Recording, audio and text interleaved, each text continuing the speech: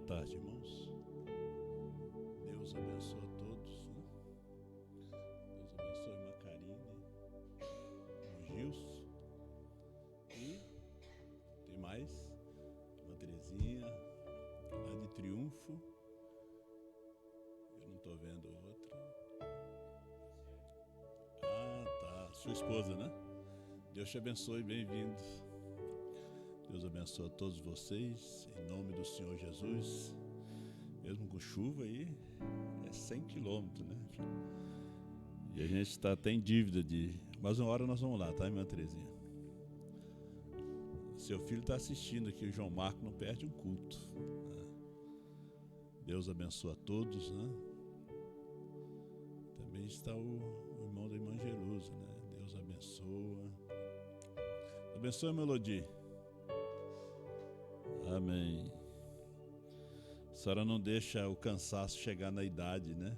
A senhora vence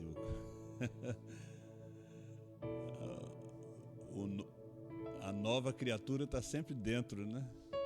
Amém. Graças a Deus, né? Irmão Luiz ali também, né? Que Deus abençoe o irmão Luiz, né? Sempre vencendo, né, irmão Luiz? Irmã Graça, Deus abençoa, né?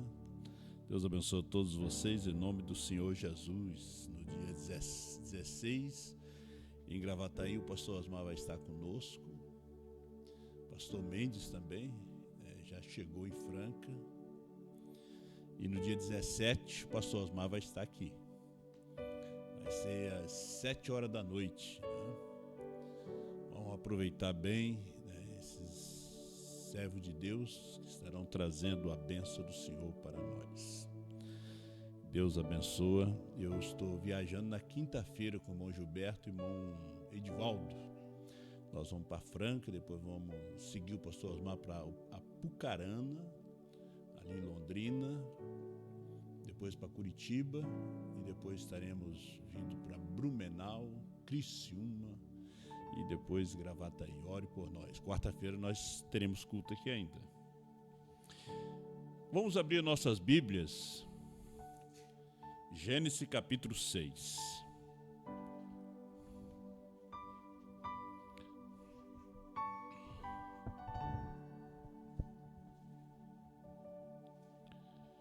Gênesis 6, versículo 1. E aconteceu que, como os homens começaram a multiplicar-se sobre a face da terra, eles nasceram filhas. Viram os filhos de Deus que as filhas dos homens eram formosas. E tomaram para si mulheres de todas as que escolheram. Então disse o Senhor: não contenderá o meu espírito para sempre com o homem, porque ele também é carne, ou carnal. Porém os seus dias serão 120 anos. Havia naqueles dias gigantes na terra. E também depois, quando os filhos de Deus entraram as filhas dos homens, e delas geraram filhos, estes eram os valentes que houve na antiguidade, os homens de fama. E viu o Senhor que a maldade do homem se multiplicara sobre a terra, e que toda a imaginação dos pensamentos do seu coração era somar continuamente. Então arrependeu-se o Senhor de haver feito o homem sobre a terra, e pesou-se-lhes em seu coração. E disse o Senhor: destruirei o homem que criei de sobre a face da terra, desde o homem até o animal, até o réptil, e até a ave dos céus, porque me arrependo de os haver feito. Noé, porém, achou graça aos olhos do Senhor.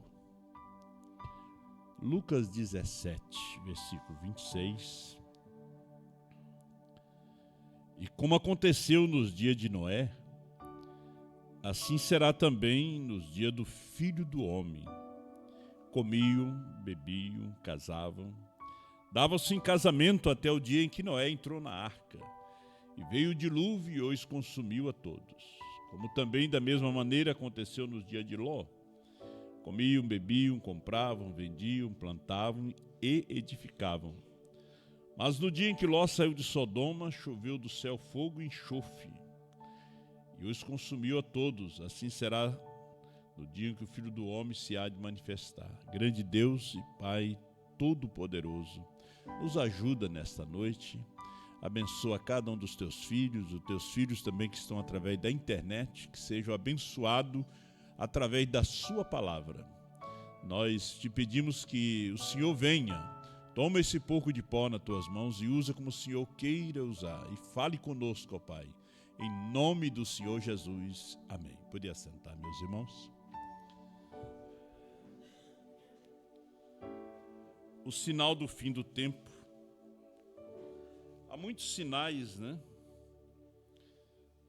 Jesus fala em São Mateus capítulo 24, né? Sobre os sinais do fim do tempo. Né? Estão diante de nós.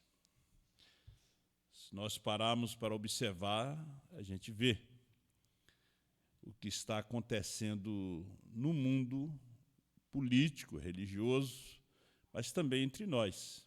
Né? Às vezes deixamos passar por alto, né, as coisas que estão realmente acontecendo. A mensagem Arca 62, falando sobre os dias de Noé, um grande trabalhador com madeira, como eles construíram e começaram a construir e construir. Era o sinal de que o fim estava próximo. Nunca houve um tempo como construíram como foi nos dias de Noé. Noé construía, mas o povo também construía. Era o sinal do fim. Nós estamos mais ou menos a mais de 4.000 anos depois do dilúvio. E nunca houve um tempo de tanta construção como hoje. Existem até cidades artificiais mesmo, né, que, em lugares como as cidades que eles constroem no deserto, com lagos e rios, tudo artificial. É o tempo. Esse também são sinal do fim. O profeta disse, você já viu a predileção pela construção que temos agora, né? O favoritismo e idiopatia, predileção, a inclinação para isto, né? Tudo se inclina. Pode ser a cidade menor, pequenininha, tem construção. Né? Nunca para. Né? Sempre tem areia, sempre tem cimento, sempre tem ferro. Nunca param de construir. E destrói o velho, faz novo. É o sinal do fim. O profeta disse na mensagem Hebreus 5 e 6, primeira parte, 25, deixe o homem ir onde Deus o guiar. Eu gosto disso. Se as pessoas numa conferência simplesmente dizem, bem, aqui está uma boa igreja.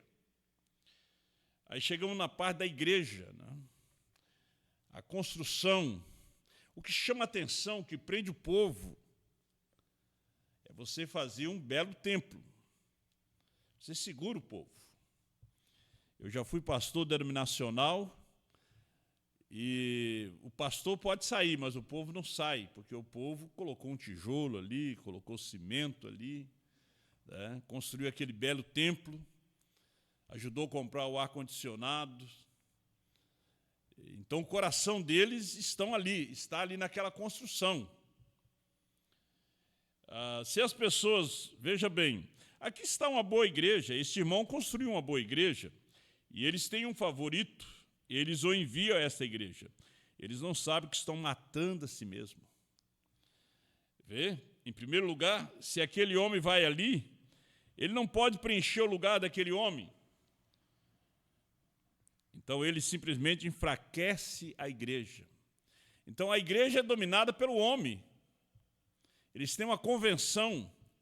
Então eles tiram aquele homem que não sabe falar muito bem, coloca ele numa igreja mais na roça e coloca um homem mais culto, que tem assim uma boa gramática, que está falando e o povo simples não entende nada do que ele está falando. E o profeta disse, e aí você mata o povo, você mata a igreja. Né? Então, eles enfraquecem a igreja com isto. E nós vemos que a igreja começa a ficar fraca. O povo também, por tentar predileção por algum favorito, isso sempre foi dessa maneira. Agora, na mensagem de Hebreus 3, parágrafo 10, uma terrível proposta foi colocada diante de mim essa manhã. Chegou para o irmão Branham um multimilionário, e ele desejava construir em Louisville, Kentucky, um tabernáculo para mim de $5 milhões. Ele chamou o irmão Branham e disse: eu tenho $5 milhões. E ele ia dar para o governo impostos. Ele disse: não, eu vou dar para ti, para você construir um tabernáculo. O melhor da nação, mais lindo, com tudo. Vendo ele o ministério do irmão Branham, o que aconteceu na sua família, curas, milagre, como ele tinha prosperado, ele chegou com $5 milhões naquela época. Olha o que disse o profeta: mas algo lá embaixo em meu coração disse: espere, você não é um pastor, vê? Agora, é uma tentação, né? Espere, você não é um pastor. Vem a hora do teste. Chegou a hora do teste para o irmão Branham.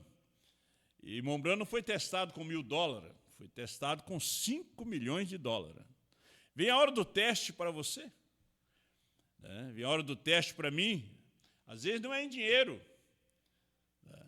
Em outras coisas. Sua fé tem que ser testada. A sua fé tem que ser testada. Você não pode ser carregado um crente de carrinho de mão, carregado nas costas dos outros, viver debaixo de um clarão. Você tem que ser luz. Você não pode ser um crente mimado, uma crente mimada. Está sempre na mamadeira. É aquela criança que chora e tem que colocar, de repente é cólica, que tem que colocar o bico no fuxicore ou no mel, botar na boca, aí assim ela para de chorar.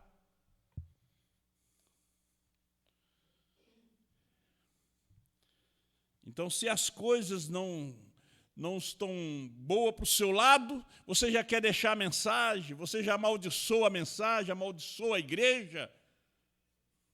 Você tem que ter cuidado, que uma hora você atravessa a linha da misericórdia e você não consegue mais retornar. Aí você não consegue retornar. Então, foi uma proposta, uma tentação. O irmão Branham disse que nada lhe amarrava. Nada. Então ele disse: mas algo lá embaixo, meu coração disse: espere. Você não é um pastor, vê? Então, $5 milhões em dinheiro, o que seria adequado. Agora isso, tem que ir ao governo para pagar o uísque, coisas assim, mas deseja colocá-lo no tabernáculo para o Senhor. Mas eu espero que isso vá a algum servo de Deus que deseje ir ao serviço do Senhor. Mas o profeta repete: mas são $5 milhões apropriado. Pense nisso. Que tabernáculo seria construído com isso?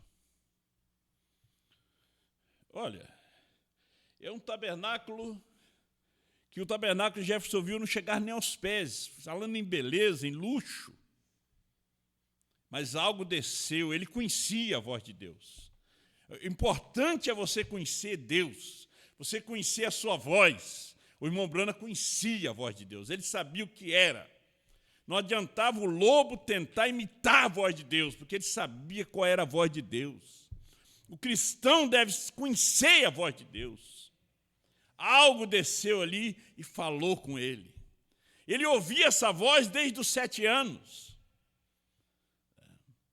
Desde os 7 anos ele vinha ouvindo.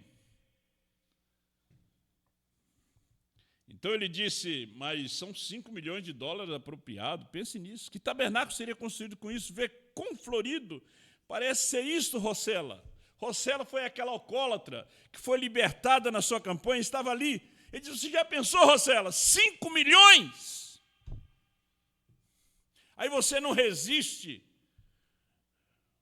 um traguinho de uísque, de cachaça, droga, um cigarro, aí você cai para uma cerveja. Mas aqui é 5 milhões de dólares. Tem gente que não cai por não é 5 milhões, cai por uma cerveja, por uma droga. Aí você vai indo e de repente não tem como voltar. Você já viu quando você entra no mar? E você vai, você não conhece o mar. Você não conhece as ondas. Você não conhece o tempo. Aí você vai indo. E parece que está bom. Mas quando você tenta voltar, você não sabia que o mar estava te puxando. Você não sabia que não dava mais pé. Você tenta voltar, não tem mais como voltar. Não tem mais volta. Mas há algo aqui embaixo que diz diferente. Tem algo aqui. Tem que ter algo aqui dentro de você para falar diferente. Tem que ter o Espírito Santo ali para falar diferente, meu irmão. Minha irmã.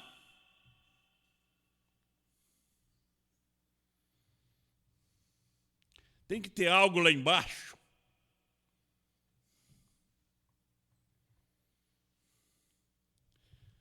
Eu creio que não vai demorar muito quando Deus vai começar a falar duro conosco.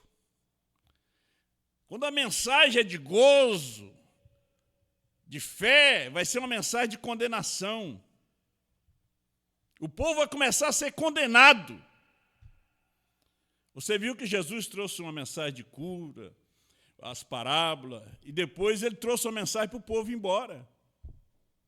São João capítulo 6. E a terceira puxada leva isto, a pregar os condenados eternamente.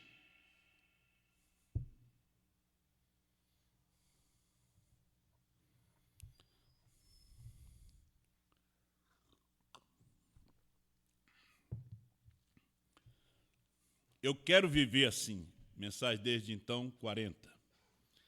Não quero nada me amarrando. Que nada te amarre. Que nada te segure. Eu vou no culto hoje. Você vem, nada vai te segurar. Sim, você não vai provocar seu marido, sua mulher. Não. Mas eu quero ir no culto. Quero adorar a Deus. Quando há uma morte, você arruma dinheiro para botar gasolina, você pede dispensa no emprego, você tem que ir no velório, você perde aí 2 dias.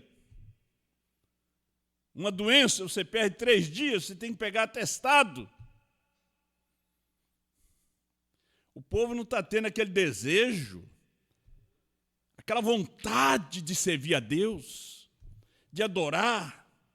Quando o órgão toca e o hino é cantado e você também acompanha aí, você traz Deus.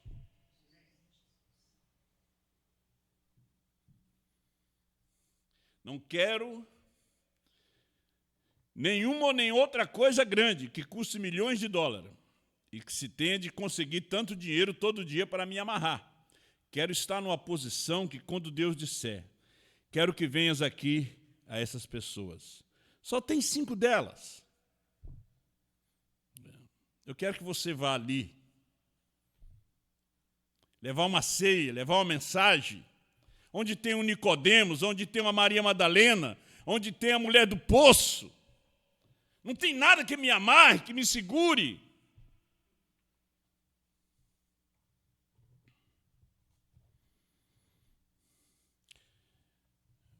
Mas vai lá e fica lá até que eu te diga para ir embora. Não tem nada que me segura. Eu sou livre para servir a Deus. Não tenho nenhum compromisso apenas. Se Ele quiser que eu vá para o exterior, eu vou. E assim é um homem que Deus chama. Assim é um pastor. Nada lhe amarra, nada lhe segura. Eu vi o pastor Mendes, estava lá com a gente em Belém, semana passada, já está em Franca com a família, já vai vir para cá. São mais de 8 mil quilômetros de volta. nada lhe amarra, nada lhe segura. Porque às vezes a igreja quer mandar no pastor. Quer que o pastor faça isso, aquilo e aquilo outro. A revelação é diferente. Nós somos um corpo, nós somos um ministério. Nós estamos em uma unidade de fé, num companheirismo. Não tem ninguém um sobre o outro. É lindo o companheirismo. Nós podemos sentar, adorar o Senhor. Hoje tem se cumprido essa escritura. 79. Agora, onde estamos? Agora, Jesus disse como foi nos dias de Noé. Voltando lá, viram os filhos de Deus que as filhas dos homens eram formosas. Tomaram para si mulheres, das que mais lhe agradaram. E o que nasceram deles? Gigantes, homens de fama, varões de renome. E o que Deus fez? Destruiu. E que Jesus disse, como foi nos dias de Noé, também seria nesse dia. Como foi nos dias de Ló, também seria nesses dias. Agora, se nós já vimos aqui um Billy Graham, um Oral Roberts, Deus mesmo em carne, que já esteve há mais de 60 anos atrás entre nós, o que resta? É o fim. Você pensa que a Rússia vai voltar a ter aquela paz com o Ocidente? Nunca! É uma guerra que não tem fim, é o cumprimento da palavra.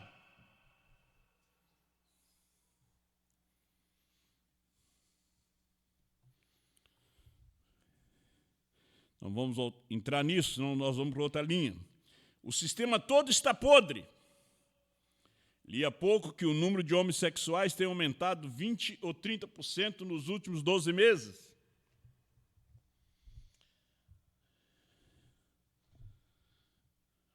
(20% a 30%.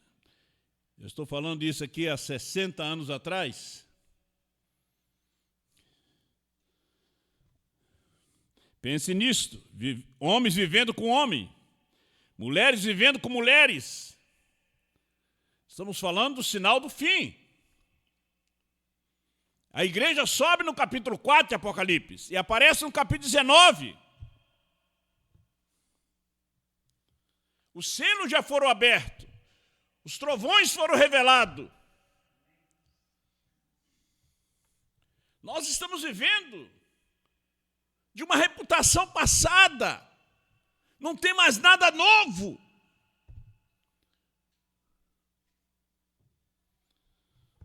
Pense nisso. Homens vivendo com homens, exatamente como fizeram em Sodoma. Estamos vendo o aumento nos crimes de toda classe. Em que hora estamos vivendo? Hoje tem se cumprido esta profecia.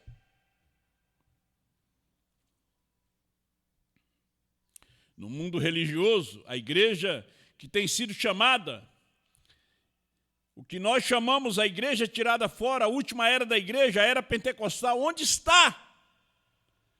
Está em Laodiceia, como diz a Bíblia. Hoje tem deixado cair as barreiras, as mulheres estão meio vestidas, os homens é uma coisa horrenda. Muitos deles têm estado casados 2 ou 3 vezes, estão ocupando o posto de diácono, etc. Tem deixado cair as barreiras e tem deixado entrar a corrupção, porque assim tem vindo em concílio e tem tomado seu lugar com o mundo. Hoje tem melhores edifícios. Em certa parte dessa nação estão construindo um auditório com um valor de 50 milhões de dólares. Cada um quer construir um tabernáculo mais bonito que o outro. Antes eram os batistas. Em 44, era uma competição de levar 1 milhão de almas para Cristo, mas era uma competição. Não era um evangelismo genuíno, com sinais, poderes e maravilhas? Não. E depois vem os metodistas. E o profeta diz, isso aqui já não são os metodistas. E ele disse, eles estão construindo um edifício, uma igreja de 50 milhões de dólares. Esses são os pentecostais. O irmão Souto construiu na ilha de Porto Rico uma tenda de 300 milhões de dólares. 6 vezes mais do que esse aqui. Depois de que construiu, morreu. Aí o que entra? Entra um espírito. Estão lá esperando sua ressurreição. Aí entra em ismos. Porque Jesus nunca mandou fazer isto.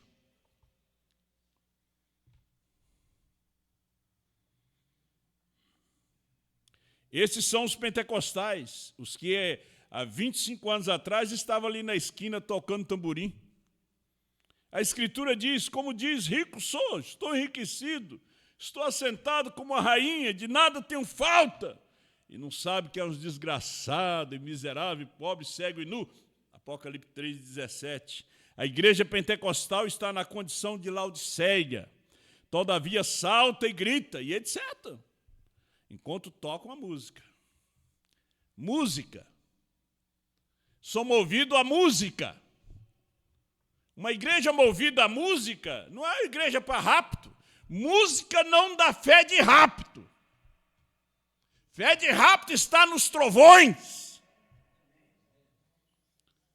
Mas quando cessa a música, essa loucura de música que toca e chama música cristã, o profeta é uma loucura, gente. Às vezes a letra é bonita, mas o toque. Tem toque que chama demônio. E estão sendo tocados nas igrejas. Por quantos anos foi tocado o Salmo 137? Nas paradas de sucesso, só que estava em inglês, ninguém sabia que era o Salmo 137. Agora, por último, foram descobrindo que estavam levando o nome do Senhor em vão, como jogador de futebol, botar Jesus nas suas camisas, dizer que é de Jesus, dizer que aquele lá de cima bateu palma para o meu gol, que blasfêmia! A gente vê a condição que eles estão hoje. Que este mundo tão podre, a igreja na condição que está. Olha a condição da igreja pentecostal. Quando isso se detém, quando a música para, então toda a glória se vai deles. Se fosse um verdadeiro louvor a Deus, não haveria suficiente poder em todo mundo para detê-lo. Um irmão da Bolívia disse que eles estavam cantando um corinho. E aquele corinho foi meio-dia. Aquele corinho foi 6 horas da tarde. Foi até o outro dia aquele corinho, eles não pararam. Não cansaram. No outro dia eles estavam cantando o mesmo corinho dentro da igreja.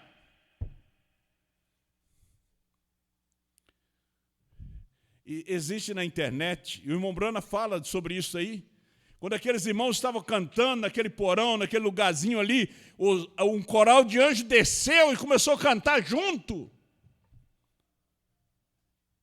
E eles viram que não era voz humana, era Deus. Oh, a igreja tem que chegar numa condição dessa, com uma mensagem tão grande, tão tremenda que ela tem. Mas amar música é sinal do fim. Competição dos melhores templos é sinal do fim. E o povo fica apegado, ó, minha igreja. Né? Também que aqui não tem onde você se apegar. Nem em Franca tem onde você se apegar. Nem na África tem onde você se apegar. Não é, irmão Xadreque, que está em Moçambique? Só tem uma coisa para você se apegar. É naquele que Jacó se apegou. Só te deixo quando me abençoarem. Amém? Você tem que agarrar no anjo. Agarrar em Deus.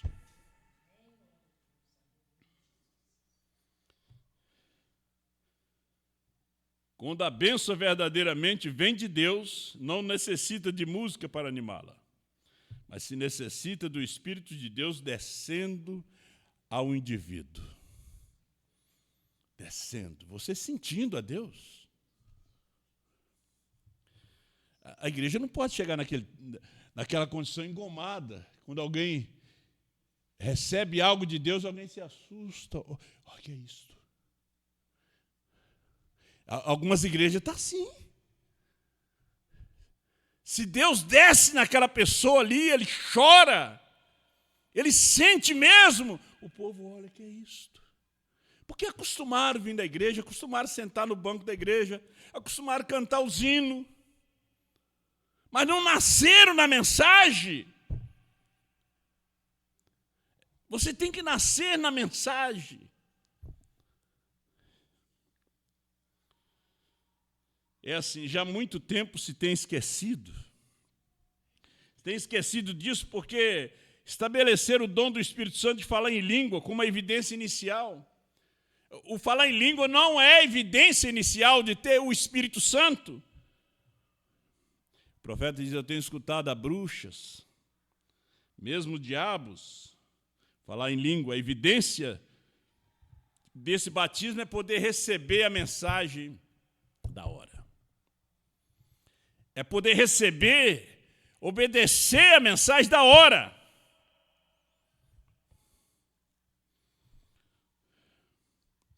Deus em simplicidade. Agora, o fim do tempo é as pessoas falhar em ver Deus em simplicidade. Há um sinal, um profeta foi um sinal, Brana foi um sinal que a América deixou passar por alto. A esposa, João, é um sinal também que se deixa passar por alto. Por quê? Por causa da simplicidade. Foi a primeira mensagem da abertura dos selos. Foi Deus ocultando-se em simplicidade, então se revelando-se na mesma. Porque você pode crer no que Deus fez lá atrás, é muito fácil. É muito fácil você se deixar se guiar para aquela luz lá de trás, mas ela não alumia mais o caminho hoje. Ela serviu para aquele dia. Você tem que ver o que Deus está fazendo hoje. Somos tão inteligentes e intelectuais em nossas igrejas que podemos construir um edifício de $1 milhão, um edifício de 10 milhões de dólares. Entretanto, estamos tentando construir um melhor que o dos metodistas. Olha, nós aqui tentar construir um edifício melhor do que Chapecó, melhor do que Belo Horizonte, melhor do que Brasília. Competição, predileção, favoritismo. Deus não se agrada com isso. Que espírito vamos trazer entre o povo? Teremos um povo formal, engomado, metódico, sem o Espírito Santo.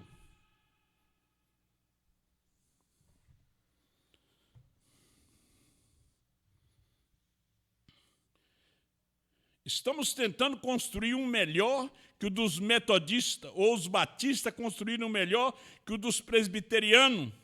E os pentecostais entraram na competição louca também.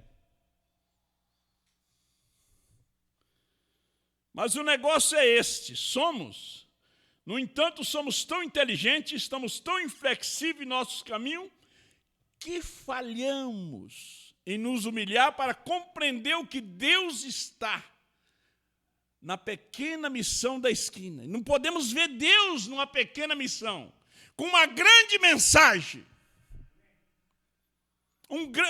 Não podemos valorizar a mensagem, saber que é um grande tesouro. O reino dos céus é como um homem que achou tesouro no campo. Vendeu tudo que tinha, comprou o campo e foi em busca do tesouro. Não era o campo, era o tesouro que estava no campo. O tesouro que está nesses selos os selos, que é a terra prometida, que é o batismo do Espírito Santo, é o que nos prepara para que quando chegar aquela hora, que é a hora da nossa chamada, parece que tudo está escurecendo, chega aquele dia que ele vai te chamar. Não importa a sua idade, mas você sabe. E você não quer falar com ninguém. Mas você sabe que chegou a sua hora. E você está pronto. Você está pronta. Você tem a passagem. Você está pronto para atravessar o vale escuro da sombra da morte. Ainda que eu ande pelo vale da sombra da morte, não temerei mal algum, porque tu estás comigo, a tua vara e o teu cajado me consola. Prepara uma mesa perante mim, na presença dos meus adversários. Unge a minha cabeça com óleo, o meu cálice transborda. Certamente que a bondade e a misericórdia me seguirão todos os dias da minha vida, e habitarei na casa do Senhor por longos dias. Está pronto, você está pronta para atravessar o vale escuro, passar pela quinta dimensão, chegar do outro lado, atravessar o Jordão, chegar do outro lado. Porque quem atravessou o Jordão foi quem creu em Josué. Quem não creu em Josué não atravessou o Jordão. Josué, o Espírito Santo. Josué, Apocalipse 10, 8 a 11. Oh, que Deus te abençoe. Ele disse: falhamos em nos humilhar e compreender que Deus está naquela pequena missão. Falhamos em reconhecer Deus na simplicidade de uma manjedoura. Falhamos em reconhecer. Perdemos para a princesa. Queria saber o show, o barulho daquele cesto. Ali estava um bebê, um profeta, Moisés, dentro do cesto. O que ela encontrou? Encontrou o tesouro. Ela encontrou o tesouro ali. Aquele choro lhe chamou a atenção. Ali estava o libertador, o legislador de Israel. Ali estava o tipo de Cristo. Oh, que Deus nos ajude. Isso mesmo é que tropeçamos, diz o profeta, na simplicidade. Nós queremos achar Deus em coisa grande. Ele não se encontra em coisa grande. Nem lá atrás e nem hoje. Você sabe que o diabo, ele tenta ser simples, mas ele não consegue. Que ele já foi feito inchado, sabia disso? Então ele não consegue ser simples, ser pequeno, porque ele já foi feito inchado. Que o Senhor nos dê graça a não tropeçar na simplicidade. Pai Celestial, nos dê graça, Pai, para vermos os sinais do tempo do fim. Como o Senhor Jesus mesmo disse, ali em São Mateus 24, falando das guerras. E nós sabemos disso, os rumores de guerra, todas as coisas que têm acontecido. Mas as guerras vieram desde lá de trás, Senhor. Mas hoje, as construções de templos. Templos. Por que templos? Aquilo segura o povo. É o lugar onde seu filho vai casar. Sua filha vai casar. Oh Deus, e quando vem uma mensagem tão contrária, de uma forma tão simples, é Tu falando, Senhor. Obrigado por esta hora. Obrigado por essa mensagem que nós não entendemos, apenas cremos. Por esses trovões, por esse povo tão simples. É o povo que o Senhor está escondido nele. Dê a graça e a bênção a esse povo, Pai. Teus filhos que estarão aqui na fila da ceia, Em nome do Senhor Jesus, eu peço que o Senhor os abençoe.